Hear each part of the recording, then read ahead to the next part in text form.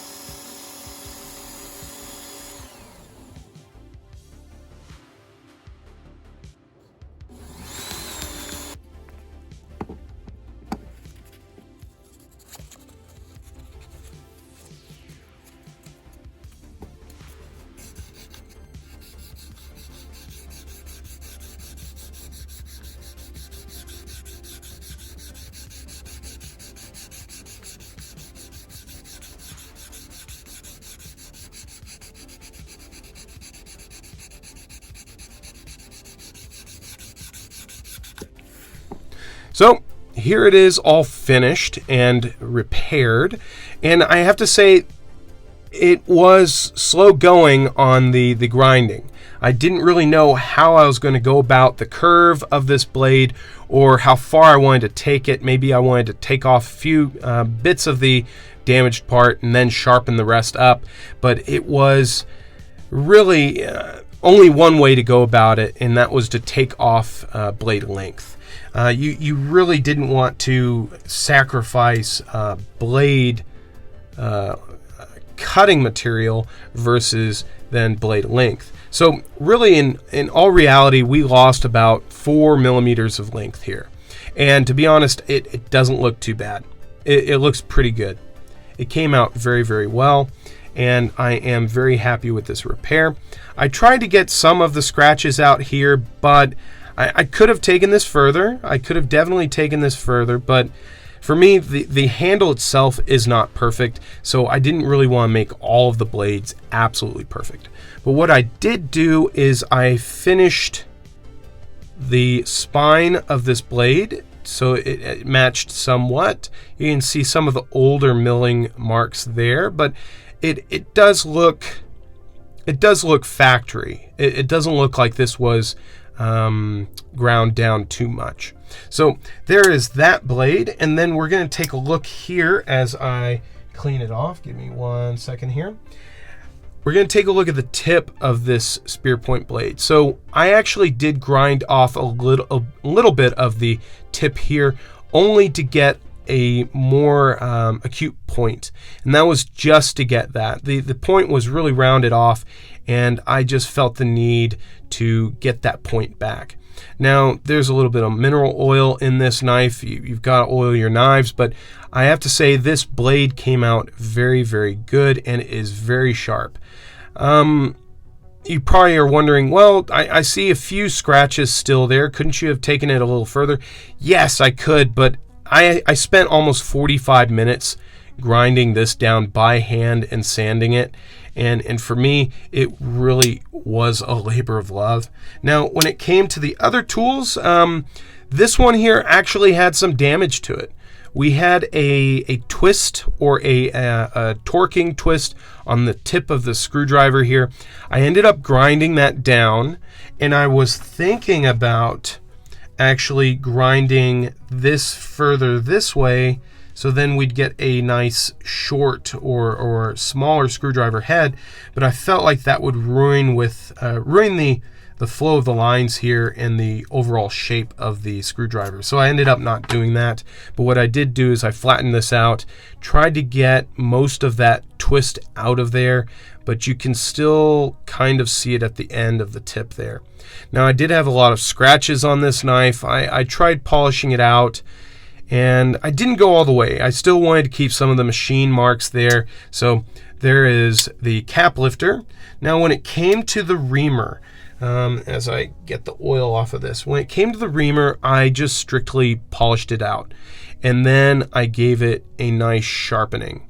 So when it came to sharpening this, you just have to keep a very steady angle, and you can see where my sharpening lines began and the original ones ended. So right there at the bend, let me try and get this without scratching everything. Right there is where mine started. You can kind of see that difference, I guess. Right there is where my grind started, and then there's the factory. So try to keep it as original as possible. Didn't want to remove too much material. Polished this one out just fine.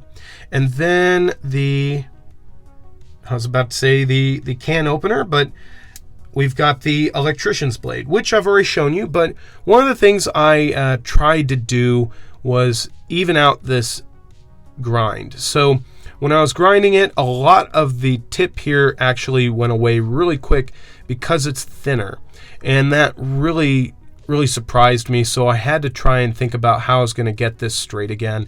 And really, the thing you have to do is straighten out the edge again and then sharpen it very carefully. Now, when it came to the wire stripping blade here, I actually didn't do a thing with it. It is razor sharp, still very sharp. And after actually polishing it, it sharpened it up even further. So didn't really need to do anything with that. Now, when it came to the handles, I've had a few people ask me about how do you get your handles clean, or ALOX handles clean. I use all-purpose cleaner or soap and water, but the key is to use a brass brush.